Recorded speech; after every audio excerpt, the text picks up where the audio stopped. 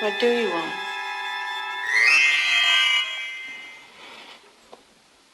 Your blood. All over me. You're watching the Nerd Layer's NERDTOBER. What's up guys, Sean from the Nerd Layer here. Thanks for tuning in to another episode of NERDTOBER, where all October long we do Halloween themed videos right here in the Nerd Layer. And on today's episode I have a game that everyone should play at least once if you're into horror games, or at least for the Halloween season. And that game is Condemned: Criminal Origins on the Xbox 360. The game starts off with an FBI agent named Ethan Thomas going to a crime scene. There's been a surge of serial killings that's been plaguing the city, and while investigating the most recent crime scene, Ethan and his fellow officers realize that the killer is still in the building. While searching through the rest of the building, Ethan gets jumped by the killer, who takes his gun and murders his two fellow officers, thus framing Ethan for the murders. Now on the run from the FBI who he once served, Ethan must track down the original killer, clear his name, and put a stop to all these serial killings. The initial setup of the plot is done really well, easing you into the forensic-style gameplay with you investigating the first crime scene using different equipment. Throughout the whole game, you'll be contacted via cell phone by two different people, an old friend by the name of Malcolm Van Horn, who helps guide you throughout the levels, giving you exposition, as well as a woman named Rosa, who's an FBI co-investigator, who will analyze evidence for you electronically using a scan feature. The game is fairly linear, which is probably the biggest complaint I have with it. Usually there's only one way you can go, and you'll never be hard-pressed to figure it out. Every level is structured in the exact same way, which isn't necessarily a bad thing, but some players might find it a little bit repetitive, where you have a main objective with a string of sub-objectives, and you can only complete the main objective once you've fulfilled the requirements for the sub-objectives. They're usually pretty simplistic. For example, find a sledgehammer to break open a lock on a door. In a way, it really reminds me a lot of BioShock with the same kind of level structure. Oh yeah, and the methed out hobo enemies.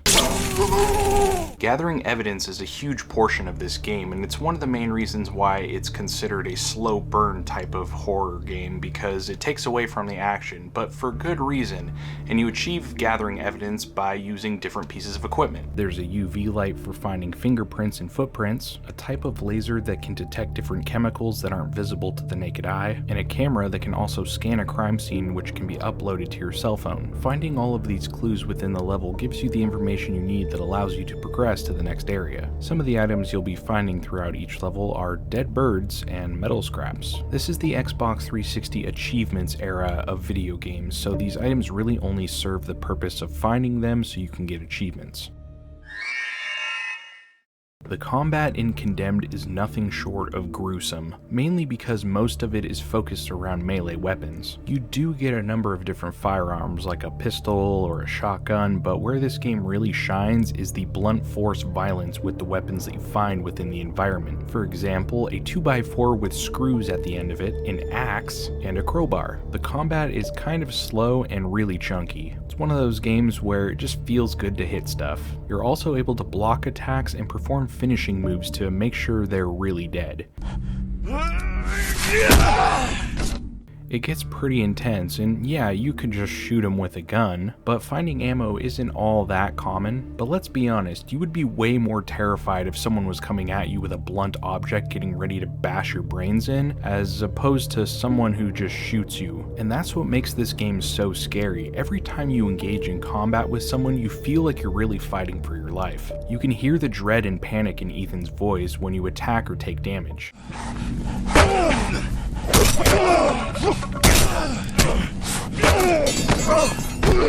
And it's definitely amplified by having the enemies be these cracked out hobos, and as someone who used to work in downtown Seattle really late at night, dealing with methed out people sucks.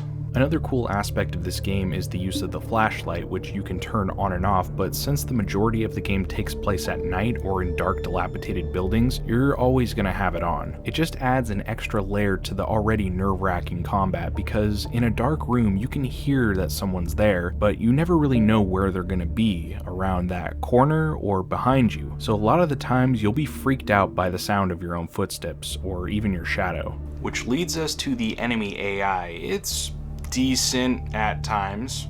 They do a good enough job of being creepy, and sometimes it can be kind of funny, and since the atmosphere of this game is so heavy, it kind of balances out. And that brings me to my next bullet point. What can I say, this game oozes darkness and creepy vibes. With the haunting environments, stunning for the time graphics, this game is definitely something special still to this day. It really reminds me of that crime thriller movie Seven with Brad Pitt. I remember first reading about Condemned in a video game magazine where the developers took real photos of condemned buildings to use to help them in the design of levels, and it definitely shows. It's creepy as fuck and perfect for the Halloween season. Condemned is a game that at first slipped under the radar for a while, and over the years it's become a cult classic and one of the best horror video games to date. I remember playing this game all the way through with my roommate when it first came out. We were on the edge of our seats the entire time because of how good and natural the plot develops within the game, how the story keeps you guessing, and we were really just blown away by how awesome it was. With brilliant writing, great voice acting, fantastic graphics for the time, and a brutal combat system, Condemned stands out among other first-person shooter games. And even with some complaints like the clunky AI and the game overall being kind of a slow burn, and the character models being kind of, ugly, I would highly recommend it to anyone who's into the horror/crime game genre. It's not perfect, but it's definitely worth your time, and it's definitely better than the sequel. You guys really need to check out this game if you haven't played it before. It's a cult classic, and for good reasons. This game was so underrated when it first came out, kind of like BioShock, and it's gained a huge following over time. It still holds up pretty well. It's still pretty freaky, not as much as it used to be, and some of the graphics for the characters are a little janky. But the graphics for the environment still hold up, the gore is still pretty good, feels good to hit things, and yeah, it's the perfect game to play for the Halloween season, so definitely go check it out. It's on Steam right now if you don't have an Xbox 360, I think for $4.99 on Steam, so definitely go pick it up. You can't beat that price for a game this good. And that's gonna do it for this episode of NERDTOBER. Thank you guys so much for tuning in. I would like to give a huge shout out to my Patreon supporters. Thank you guys so much.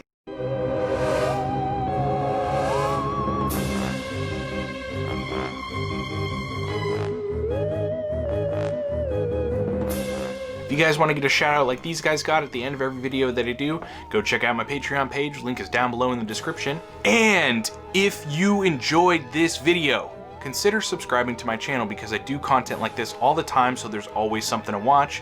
Go ahead and hit that like button down below, and I will see you guys next time in the Nerd Lair. Stay nostalgic and spooky.